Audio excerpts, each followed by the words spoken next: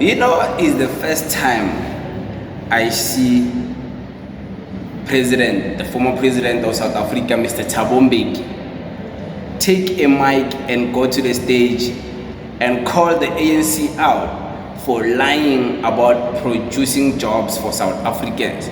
You remember the ANC for the longest time have been talking big, saying that the ANC is gonna be creating jobs for South Africans. They were promising big things, like how Mr. Gaten McKenzie promised you big things. The ANC did that too, and it makes sense why they might be in the same GNU, a bunch of the same people with the same deception tactics. They promise people lies that they already built houses, they will build houses in Alexandra. Even now, they've never built it. And President Thabo Mbeki is here to expose that they've been lying about that. Listen to this. Thabo Mbeki says government's claims that there are more employment opportunities for South Africans are simply not true. Mbeki says Stats SA employment figures show that the country's GDP fell this year. He was speaking in Cape Town this morning on the challenges facing the ANC. Resilient optimism, reinforced and so on. What we're seeing is the start of the positive results of the efforts the government has put in place to ensure that it grows the economy and also creates jobs. This is communicating a false message. Very false. The following month, Statistics South Africa issued a report.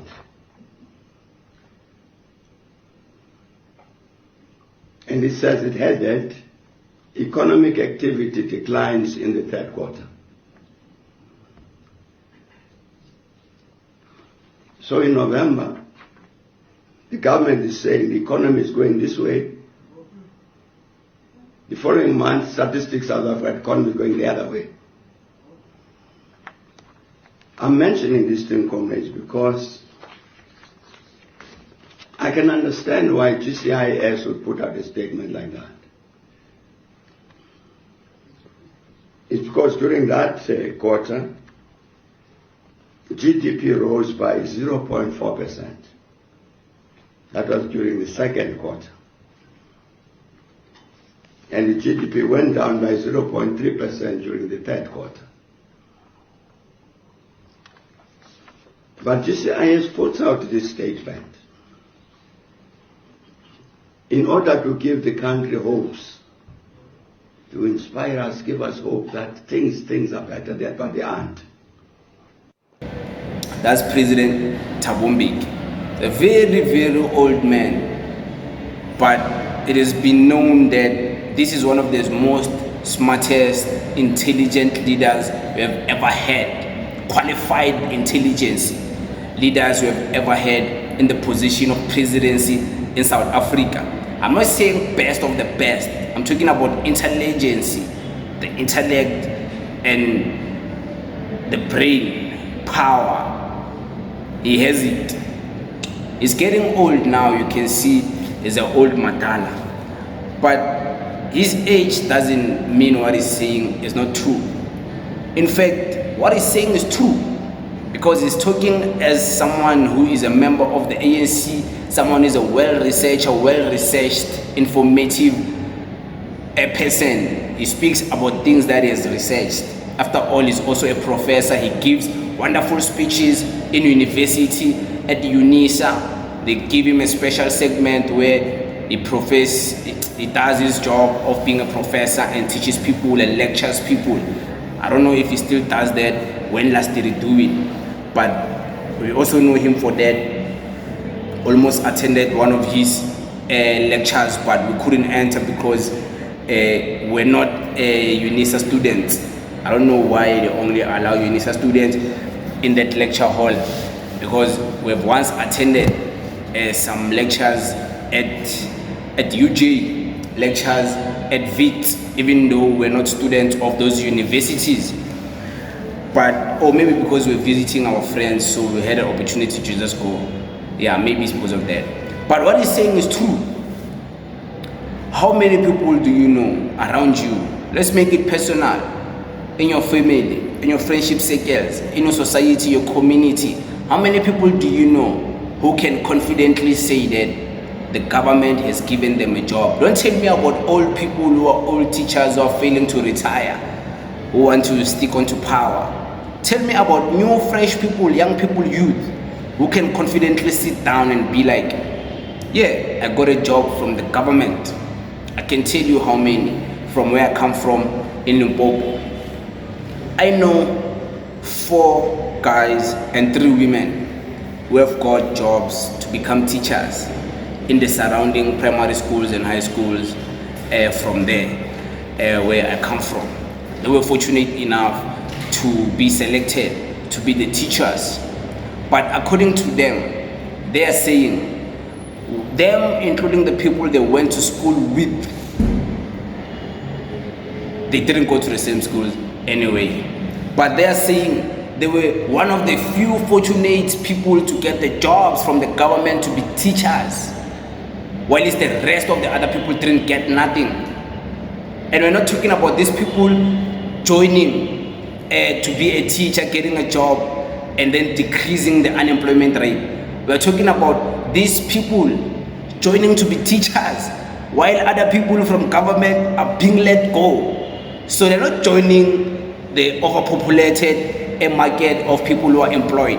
They're joining while others are being retrenched, are being let go. Others are losing jobs and these ones are joining. So there's no growth. So the government hasn't offered anyone a job. The government has been lying about it. They haven't created anyone employment. Like, you wanna tell me about what Mr. Panyaza Disufi was doing with the green beans and mapanya? What's there? How many people have lost those contracts? Many people have lost. And Mr. Panyaza Disufi went on record, different podcasts, saying that it is true. Many people have lost those jobs because they were terminated contracts. Many people have left. You remember last year before elections, there was plenty of green beans, mapanya everywhere you go. How many mapanyas do you meet? Meeting them now is like, you would meet them because maybe it was your lucky day to see them in the street somewhere. Back then it was like, oh, they're here, they're everywhere. It's like you even forgot these people are security guards. You just thought, it's people walking around. Now it's like, hey, I'm a panya. What's this corner? So are those the jobs you're telling us? No, there's nothing. And the former president is right.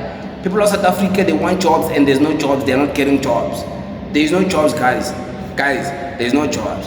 I don't know if you can't believe me as a young South African, young man, fresh, mind fresh, energetically, like, if anyone could give me a job and I approve for it, I would be the best at it because I'm that competitive.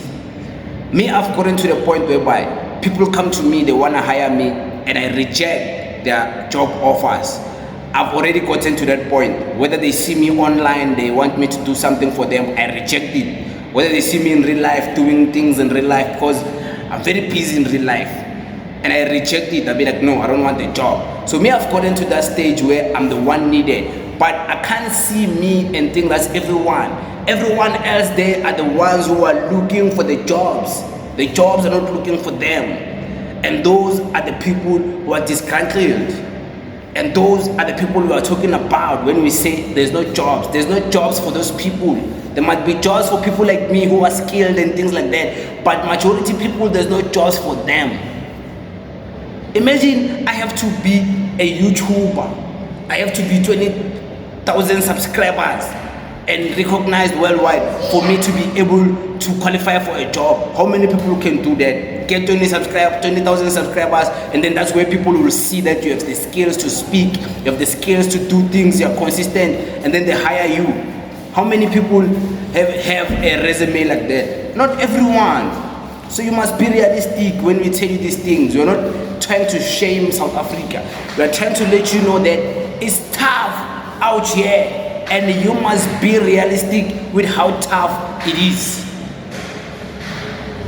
But it is what it is. Thank you very much.